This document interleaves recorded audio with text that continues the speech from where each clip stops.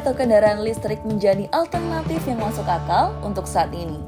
Pengalaman menggunakan kendaraan berbahan bakar fosil secara umum memang banyak berdampak buruk bagi lingkungan. Namun, di sisi lain masyarakat juga tidak mudah untuk beralih ke kendaraan listrik. Alasan utama adalah persoalan charging station yang dianggap sulit untuk diakses atau ditemukan. Padahal, dalam temuan International Council on Clean Transportation atau ICCT menyebutkan bahwa pengisian daya listrik untuk EV adalah di rumah atau home charging. Berbeda dengan kendaraan berbahan bakar minyak, kendaraan listrik menggunakan motor listrik sebagai sumber penggerak utamanya dan menyimpan energinya di baterai. Di kendaraan konvensional, bensin yang disimpan di dalam tangki bahan bakar akan dipasok ke dalam mesin. Hasil pembakarannya menghasilkan energi untuk menggerakkan piston, slider crank, kemudian menggerakkan roda. Pada kendaraan listrik, terdapat inverter yang akan mengubah daya baterai DC menjadi 3 fase AC yang mentransfer motor induksi untuk menggerakkan roda penggerak. Baterai setiap mobil listrik memiliki kapasitas yang berbeda, tergantung spesifikasi yang dirilis dari mobil tersebut. Hal inilah yang membuat setiap seri mobil memiliki daya tahan yang berbeda-beda. Ada 3 jenis utama kendaraan listrik: kendaraan listrik baterai, kendaraan listrik hibrida, dan kendaraan listrik hibrida plug-in. Jika kendaraan listrik baterai mengandalkan baterainya sebagai sumber energi, sebaliknya kendaraan listrik hibrida dan kendaraan listrik hibrida plug-in menggabungkan listrik dengan mesin bahan bakar konvensional. Berbeda dengan mobil yang mengisi bahan bakar di SPBU pada umumnya, mobil listrik memang sebaiknya diisi ulang di rumah, di kantor, atau di perjalanan. Namun, kecepatan, ketersediaan, dan keandalan infrastruktur pengisian daya saat ini merupakan penghalang potensi terbesar untuk membeli mobil listrik. Walaupun beberapa brand sudah memberikan perlengkapan home charging gratis untuk setiap pembelian mobil listrik, namun ada juga yang dijual terpisah. Dengan mayoritas mobilitas masyarakat urban di lingkup perkotaan dan rutin pulang ke rumah setiap harinya, home charging adalah cara paling ideal untuk melakukan isi ulang daya kendaraan listrik. Penggunaan mobil listrik untuk mobilitas sehari-hari tentu tidak lebih dari 100 km. Sementara kapasitas mobil listrik mampu digunakan lebih dari 200 km. Jadi kemungkinan kehabisan baterai di tengah perjalanan hampir tidak mungkin terjadi.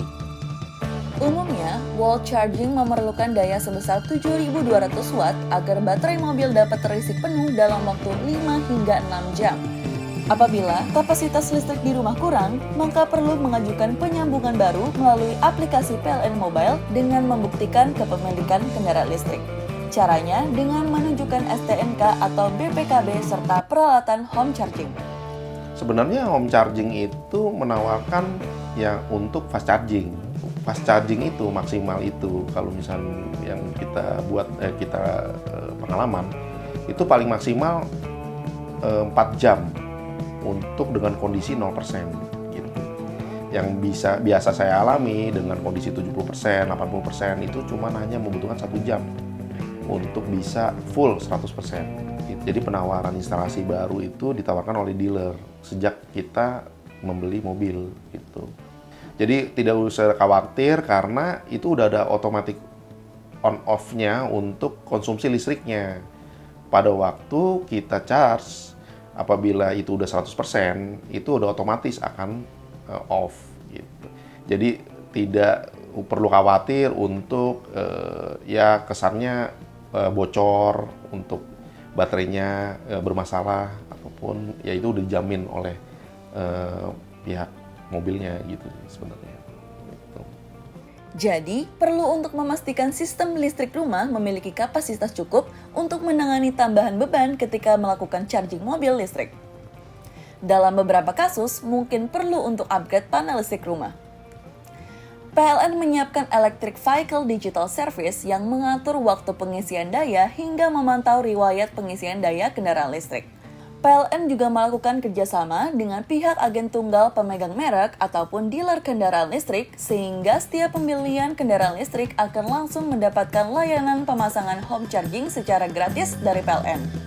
Sampai hari ini tercatat telah ada 1.370 unit stasiun pengisian kendaraan listrik umum, 9.886 stasiun pengisian listrik umum, dan 2.182 stasiun penukaran baterai listrik umum. Walaupun tampak banyak, namun sejumlah SPKLU tersebut belum sesuai target yang direncanakan.